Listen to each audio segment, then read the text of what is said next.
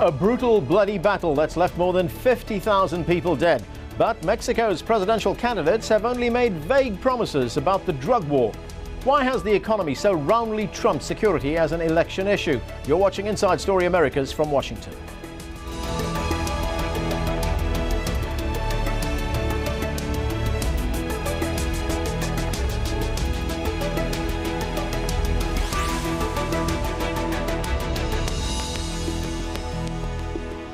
Hello, I'm Anand Naidu. The campaigning is over, and on Sunday the people of Mexico will choose their next president, and it's looking like a victory for this man, Enrique Peña Nieto.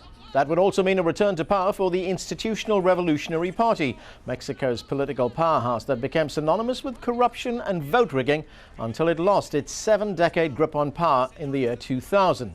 Peña Nieto's nearest challenger, the leftist Andrés Manuel López Obrador, has closed the gap in recent months thanks in part to support from student groups.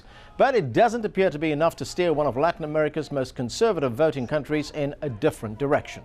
And it's even more bleak for the ruling party's candidate, Josefina Vázquez Mota, who lags in third place. That's probably a reflection of the discontent with the checkered economic record of current President Felipe Calderón. Mexico's economy has been the #1 topic in the campaign. But all three candidates have been vague when it comes to another of Mexico's top issues, drug violence, which has killed more than 50,000 people since 2006. Despite vying to improve public safety, not one candidate has explained how they will tackle the drug gangs. One place on the front line, both economically and in terms of the drug violence, is Ciudad Juarez. Our Latin America editor, Lucia Newman, traveled to the border city to discover how the two issues are intrinsically linked. In this neighborhood in Ciudad Juarez, nicknamed La Calavera, or the skull, misery is something you smell in the air. Ramon Navarro, who is on his way to church, spent 20 of his 47 years in prison. I made my mistakes. Murder, robbery, what a criminal does. He was almost killed when a rival gang ran over him, hence the limp. But what happened right here made him change his life. This is where they killed my wife. 5, 6 bullets into her head. Also on their way to church, we find 9-year-old Audrey and her 7-year-old sister Evelyn. Their mother, a drug addict, was murdered last year while selling drugs. And a few days later, so was their uncle. The man burst in while my uncle was injecting a customer in the neck and shot him dead. I saw it. The only person left is their alcoholic grandmother. Audrey can't go to school because the hospital where her mother gave birth won't issue a birth certificate until the bill is paid. Does she want to go to school, I ask? She doesn't want to leave Granny alone. In case she passes out, she can run for help. And they know about it? 40-year-old Luis is a former gang member who spent time in a U.S. prison. He says that without jobs or education, young people are willing to kill for almost nothing. You give a kid 3,000 pesos, that's a whole month pay. 2 months pay of rent. To kill one person? To kill one person. Or whoever's there, the whole family. This is the only reality that millions of Mexicans know. A cruel social and economic reality that provides the cannon fodder for organized crime, drug trafficking, and the kind of tragedies that occur here every day. And it's the Mexico that this country's next president will inherit and be expected to change. The evangelical pastor is another reformed gang member whose mother and grandmother were drug addicts before he became one.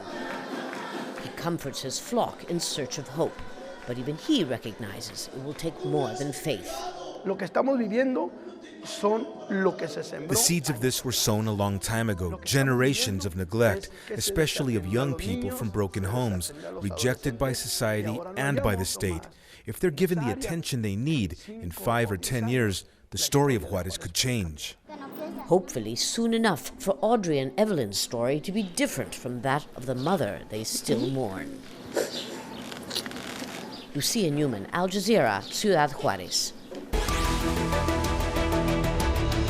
So, what are the main challenges facing Mexico's next president? With me to discuss this are Mark Weisbrot, co-director of the Center for Economic and Policy Research. From Mexico City, Camilo Perez Bustillo, a research professor in human rights, and also joining us, Christopher Wilson, a program associate at the Mexico Institute of the Woodrow Wilson Center. Thanks to all of you for joining us. Let's start with the latest polling numbers. According to ADN, Politico's poll of polls, Peña Nieto's lead has widened ahead of Sunday's election. Nearly 40% of prospective voters in Mexico say they will vote for Peña Nieto. About 24% say they will vote for Andrés Manuel López Obrador. Josefina Vázquez Mota gets almost 19% of prospective voter support, and Gabriel de la Torre trails with nearly 2%. And here's a figure: over 15% of voters say they haven't yet decided who they will vote for. Now, if these polls are right, then of course it's a big comeback for the PRI. Mark Weisbrot, why are Mexicans going back to the PRI, a party which was at one time known for being authoritarian, unjust, corrupt? Well, the big reason that the PAN is losing is the economy's done terribly since 2000, which they've been in power. It's grown about half as fast per person as the rest of Latin America, and not even a quarter as fast as it did in the old days in the 50s and 60s and 70s. So it's been a terrible economic failure, and it's really 30 years of economic failure. And then you had unemployment and underemployment increase drastically during the recession of 2008 and 2009. And they didn't recover completely either. All the gains in poverty reduction over the last decade, almost all of them, have been wiped out since the recession. So for all of those reasons, I think in any country in the world, generally speaking, the incumbent party would get bounced out. Now, the reason that the left hasn't won, and as it did in most of the region, I mean Argentina, Venezuela, Brazil, Ecuador, Bolivia, I mean the list is extremely long, is because the left candidate doesn't compete on an equal playing field. The media, the TV media, is monopolized by two companies, as everyone knows, Televisa and Azteca, and it's been well documented that they have an extreme bias against the left candidate and left party, and so he doesn't really have that kind of a chance.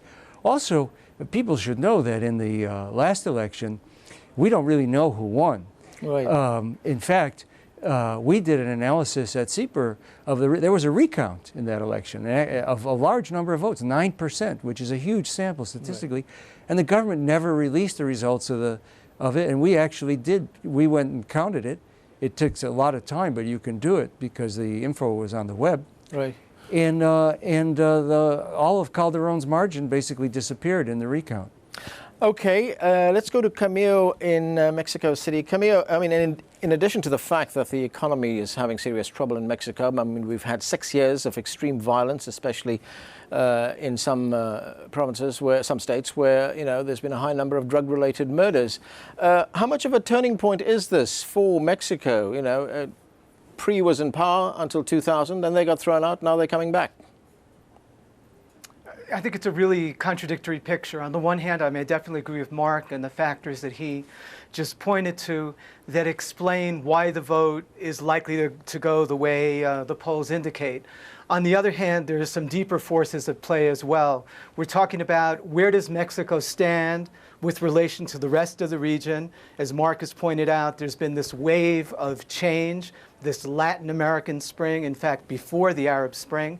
And that Latin American spring has never really coalesced in Mexico.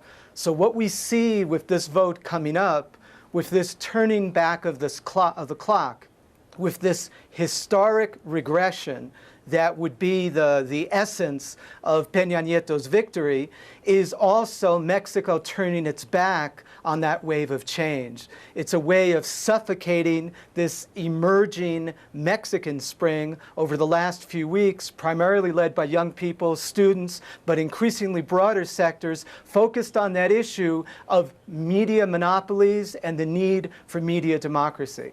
So I think the bottom line is Peña Nieto may well win, and he may even win by a significant margin, but he is going to have his hands full with a popular movement that is rising with an agenda that goes way beyond the elections. No matter who wins, they're going to have a big job in Mexico as the old system continues to collapse and as a new system struggles to emerge. Christopher, as Camilo says there, Peña Nieto is going to have his hands full as far as the opposition from, say, student groups are concerned. What about the economy? Have you seen any evidence that the PRI has brought forward in its on the campaign trail that it's going to turn things around? Well, I'd first of all take a little bit of issue with the characterization of the economic history of Mexico that's been presented. I think that it's right that the overall growth rates have been, on average, low over the past few years. That has in large part to do with the major recession that Mexico suffered because of its links to the United States when the United States had a major recession in 2008, 2009. So more recently, we've seen robust growth. In 2010, we had 5.4% growth. We're looking at somewhere around 4% growth the next 2 years, including this one. So those are respectable figures. They're not the type of growth that Mexicans would like to see or that they really need to see in order to improve employment, bring more people into the formal labor force. But really, I would characterize President Calderon's record as mixed on the economy. And I think that you see Josefina Vázquez Mota, the candidate of the PAN, really trying to run on the economic record of President Calderon. What's really hanging around her head is the security record of President Calderon. Yeah, because she's not getting any traction with the economic record, is she? Well, I think, as I said, I think it's a very mixed record economically, and so it's hard to get people excited about that. And then when you compound that with the, more than 50,000 people that have died, that's a tough record to sell. Okay, Mark, your center's just done a big report on this, right? Yeah, I have to disagree. I mean, first of all, yeah, you can take the rebound from the recession. It was the worst recession in the whole hemisphere, okay? 9.4% of GDP they lost. So yeah, so they gained. So no, it was from maybe you looked at the wrong numbers, but if you look at the quarterly data from the peak to the bottom, it's 9.4%. And that's the state of that's the government. That's the government. Yeah, you looked at year over year. You have to go from the quarter to the quarter. That's the government statistic. So it was the worst in all of Latin America. So yeah, they have now come back, and you would expect rapid growth from a rebound, and they have reached their pre-recession level of GDP, but half the country is below the poverty line, and as I said, they wiped out 10 years of poverty reduction in that recession. They haven't gotten that back. So that's very bad. Wages are down 3.5% since 2006. Normally they should be up after the economy recovers. So this is a very bad economic record, and it's not just the recession of the last few years. You can pick your 2 years if you want, but I'm looking at 12 and I'm looking at 30, okay? 12 years, 30 years. This is terrible economic failure. It's one of the worst economic failures in the entire history of Latin America over a long term of decades. So that is why people are not going to be happy. Remarkably, we have a growing middle class in Mexico. Yeah, we have expansion of health services, expansion of education coverage. These are signs of a society transforming slowly. Over 60 million additional poor people. Forget about the growing middle class, and to the extent the middle class is a factor, it's a factor in terms of questioning the legitimacy of the system at this moment. The student movement has been primarily middle class and began in private universities. Completely agree with that. The middle class is absolutely a democratizing is not so force. Satisfied. Okay. But the issue is the increase in poverty and in inequality, in misery in Mexico, and the way, as Lucia Newman's report indicated from Ciudad, Juarez, at the top of this program, the way in which misery is intertwined with terror. The situation in Mexico is a generalized human rights crisis, way beyond the figures about GDP or about supposed economic growth. The issue is state terror on a generalized basis that's been characterized as state terrorism by human rights groups around the world, in which the government is deeply complicit. It's not just the mounting toll of the drug war, it's the way the drug war has been used as a cover to criminalize social movements in Mexico, from Chiapas to Chihuahua, from the extreme south to the extreme north. And you need not go any further than Lucia Newman's report and recent news from Chiapas about the way in which militarization and counterinsurgency are deepening as the elections come closer. Okay, well, we have some figures over here. Let's look at Mexico under the rule of PAN. Here's a few indicators. Gross domestic product, real growth rate stood at 3.8% in 2011, according to the CIA World Factbook. In the year 2000, the last year the PRI was in control, GDP real growth rate was 7.1%. The unemployment rate was 5.2% in 2011, while in 2000 the unemployment rate, at least in urban areas, was around 2.2%. 18.2% of Mexico's population lived below the poverty line in 2011, compared with 27% in 2000. But the cultivation of drugs has expanded dramatically. There were 19,500 hectares devoted to opium poppy cultivation in 2009, compared to 1,900 in 2000, and marijuana cultivation increased to 17,500 hectares, up from 3,900 in 2000. Mark, I just want to get to another point here, and that is the point that was made by Camillo about what he called the state terrorism that is taking place in Mexico right now. Yet that is not the main election issue for people, for the voters of Mexico. It's the economy. I think it is. I mean, I think the main issue in Mexico, in fact, is fear. Okay. Fear. Camille, I'll get to you in a moment. Let me. And its implications. All right. Yeah. I'll get to you in a moment, Mark. Yeah. Well, I mean, I can't say. I mean, you know, there's polling data, and you can try to guess what the people are voting on. I mean, I think the economy. I think what Camille says is true. Mm-hmm. You know, there's a lot of fear, and there's also a lot of. You know, there's studies showing that people don't vote as much when they think the elections are fixed. And right. There are a lot of people thought, with good reason, as I mentioned in 2006, that the election result did not reflect the actual vote count. And, you know, there's also the media. I mean, that's a really huge thing. You know, there was a study from the University of Texas at Austin which looked at how, in the 2006 election, found that the media had an enormous impact, and that it was systematically very biased against López Obrador, and which everybody knows, you know, from watching it, but still, they actually documented it. So I think, given those things, that's really the explanation of why Mexico has, part of the explanation, and also the repression, why they still have a right-wing government and are about to elect another one, in spite of the fact that the whole rest of the region has moved to the left. All right, okay. Let's go to Camille. You wanted to say?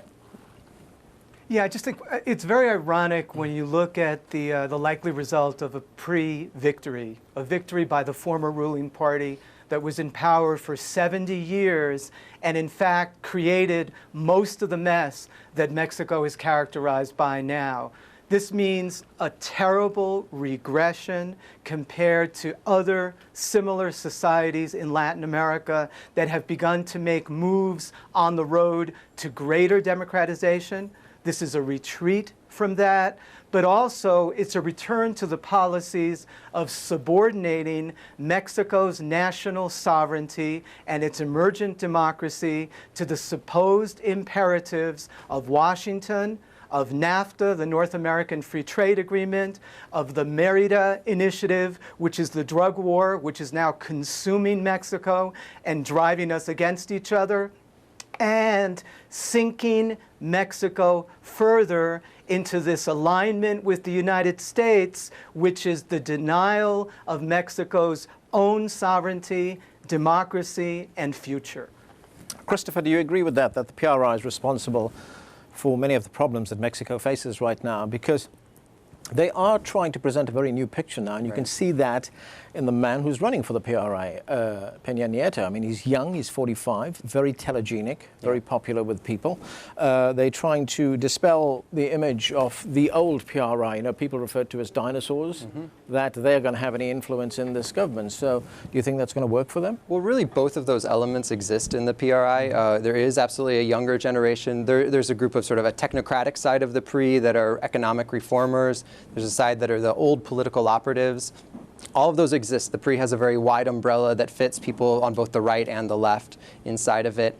And it's really an open question exactly who's going to show up to govern. When you know, a potential PRI administration starts making cabinet nominations, we'll have a better sense of exactly what the coalition might look like.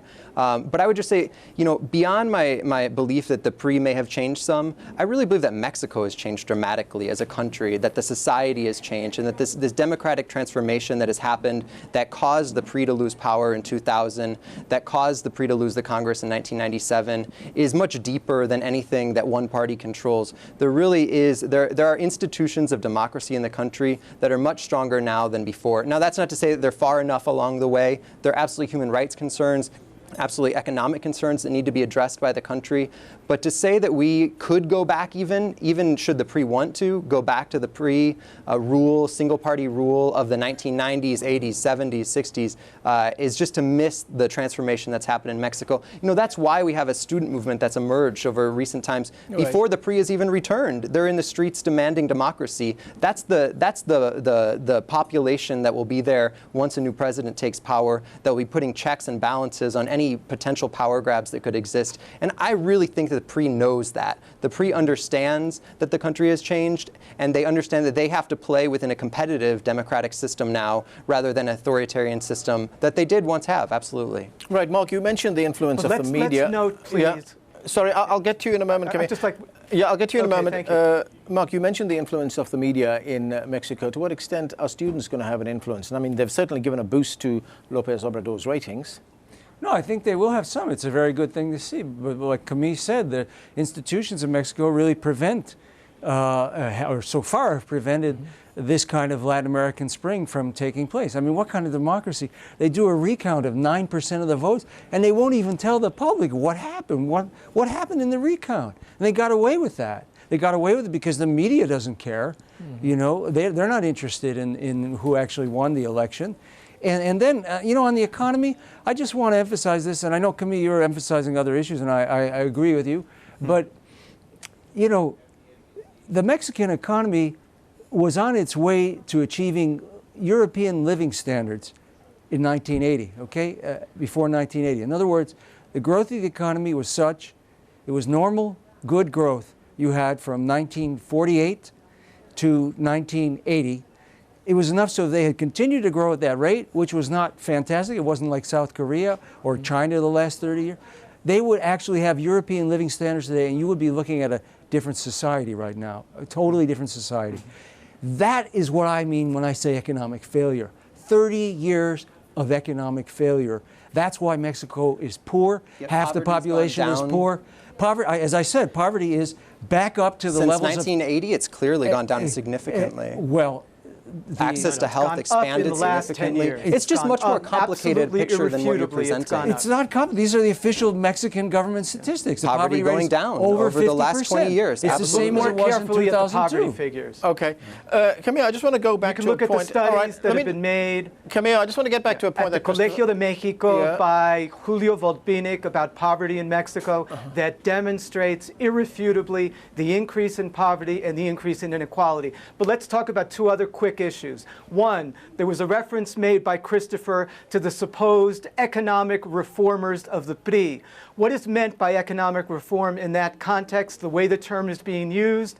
The return to the PRI's policies of subjugating Mexico to the policies of the World Bank, the IMF, the Washington Consensus, neoliberalism, and NAFTA, more of the same, which means more poverty and more inequality and less democracy. The correlation is absolutely irrefutable since 1994. Yeah, so that's in terms of the issue of economic reform. And then if we're looking at the issue of that there's some supposed mystery about who Peña Nieto's collaborators might be, in the middle of the campaign, just a few weeks ago, he named the former head of the Colombian National Police, General Oscar Naranjo, who was the right-hand man of Colombia's authoritarian president, Álvaro Uribe, who's currently being investigated by the International Criminal Court for state terrorism during his presidency. And that's who Peña Nieto's turning to as a model for the so-called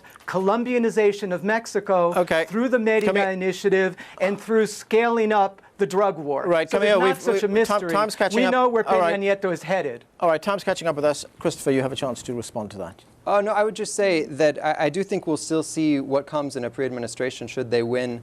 On the security front, I mean, Peña Nieto has said in the campaign that he'd like to focus on the crimes that he believes has the highest social impact, lowering the rates of kidnappings, extortion, and homicides. From a human rights perspective, that sounds like a good idea to me. And we'll see how well he's able to deal with it. There's an extraordinarily difficult challenge that the country faces right now. These are criminal groups doing battle with each other. Absolutely, the government is playing a role in this conflict also. But I just have to stress how much we need to add complexity to this story. There are elements of the PRI that I speak with that I believe truly want to improve the situation in Mexico. Okay. You have the last word on that, gentlemen. Time's caught up with us. Thanks to all of you for joining us. And that is it from the team here in Washington, D.C. for now. Don't forget to follow us on Twitter and Facebook, where you can find more information about the program. And of course, we want to hear from you. Tell us what stories you think we should be covering. Send your ideas directly to us at insidestory@aljazeera.net. Thanks for being with us.